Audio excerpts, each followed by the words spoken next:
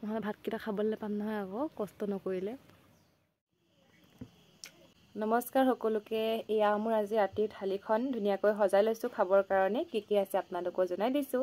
এয়া নমস্কাৰ সকলোকে। এয়া আজি প্ৰথম বাৰীলৈ আহিছোঁ পাত টুকিবৰ কাৰণে। আজি আৰম্ভ কৰিম পাত টুকা।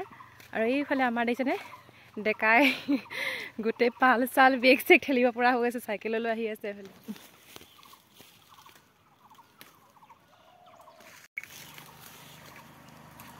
এয়া দেই আহি পাই গ'লোঁ বাৰীলৈ। এইফালে চাকি গছো জ্বলাই ল'লোঁ।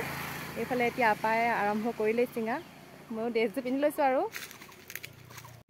কি ক'ম ৰাইজ, ইমান গৰম উঠিছে নহয়। গৰমত একেবাৰে একদম জিও ওলাই যাওঁ নালাগি গৈছেগৈ।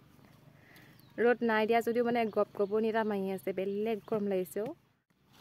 এইফালে ছিঙি আছে আপাই। অৱস্থা বেয়া হৈ গৈছেগৈ আজি একদম নিচিঙো লাগি গৈছেগৈ। নিচিঙিলেও মানুহ নাই এতিয়া, চবেই বেলেগ বেলেগত গুচি গৈছে। পাতবোৰ এতিয়া আকৌ নোলাব নহয় আকৌ, সেইকাৰণে কষ্ট কৰিবই লাগিব আৰু। নহ'লে ভাতকেইটা খাবলৈ পাম নহয় আকৌ কষ্ট নকৰিলে। এতিয়া ঘৰতে ছিঙিব লগা হৈছে। নিচিঙিলেও এতিয়া পাতবোৰ নোলাব, বুঢ়া হৈ গৈছে। কষ্ট কৰিব লগা হৈছে। এইখন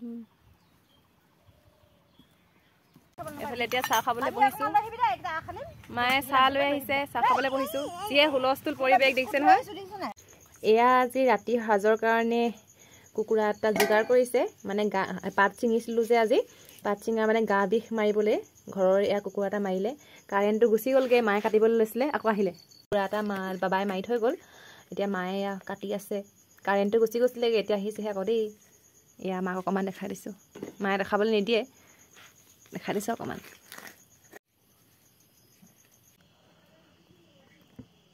নমস্কাৰ সকলোকে। এয়া মোৰ আজি ৰাতিৰ থালিখন ধুনীয়াকৈ সজাই লৈছোঁ খাবৰ কাৰণে। কি আছে আপোনালোকক জনাই দিছোঁ। এয়া আছে কুকুৰা মাংস, আলু জালুক দি বনাইছিলে। এইফালে কেপচিকাম ফ্ৰাই, এইফালে আছে বন্ধাকবি আলু ভাজি। আৰু আজি ভাত কেইটামান সৰহকৈ লৈছোঁ দেই। অথনি বাৰীলৈ গৈছিলোঁ যে পাত টুকিবলৈ, তেতিয়া দুপৰীয়া ভাত খোৱা নহ'ল বাৰীত, ৰুটি খালোঁ। সেইটো কাৰণে আজি কেইটামান সৰহকৈ লৈছোঁ। আৰু মই এতিয়া খাই লওঁ, আপোনালোকে খাই লওক দেই। বাবা কি হৈ গ'ল। এইফালে আছে কুকুৰা মাংস, আলু জালুক দি বনাইছিলে। এইফালে কেপচিকাম ফ্ৰাই কৰি লৈছোঁ। এইফালে আছে বন্ধাকবি আলু ভাজি। আৰু এইখন আজি মোৰ ৰাতিৰ থালিখন ৰেডি হৈ গ'ল। মই এতিয়া খাই লওঁ। সকলোকে বাই বাই। আপোনালোকে খালেনে কমেণ্ট এটা কৰি জনাবলৈ নাপাহৰিব দেই। আৰু আজি ভাত কেইটামান সৰহকৈ লৈছোঁ, কেলৈ জানেনে?